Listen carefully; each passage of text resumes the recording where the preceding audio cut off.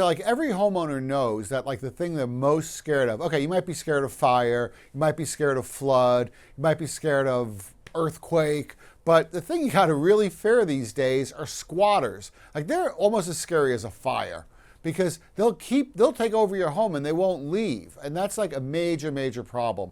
But as I discovered in the story I did for the Post, there are some people who figured out how to get rid of squatters, and they've done it. They've gotten these guys out of their homes. Like there's a guy named Mohammed Choudhary, who he and his partner, they bought 3 houses out in the Coney Island area, and they both went away, and they come back, and there's a guy who's a convicted sex offender living there. He's taken the place over. He's brought in a bunch of his buddies that he's rented places out to. The police won't do anything. Then Muhammad got smart. He starts snooping around his own homes, and he realizes these guys are doing all kinds of illegal construction in there.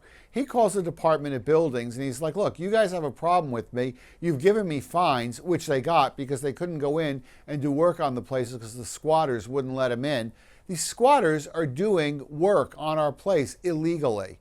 The DOB reacted to that. They sent people there, rousted the squatters out. Now Muhammad and his partner, they have the units back again. Then we have a woman named Lika Devatha. She owns a building in Seattle, and she had a unit she was planning to rent out for $4,000. A couple of squatters go in there, and again, she tells them to leave. They won't leave. She calls the police. They go, yeah, that's a court matter. We don't get involved with that. And of course, the court won't do anything. Her lawyer says it's going to take you about 12 months to get them out. She can't afford to wait 12 months because she needs the rent on the unit, or the place might get foreclosed on. She's not going to be able to pay her mortgage. So she did something really, really smart. She hangs out in front of the house. She waits for the postman to come. She says, I own this building. I want to see the mail that's coming in here. She gets the names of the people. She finds out that one of them was arrested for indecent exposure in downtown Seattle. Calls the police with that information. That somehow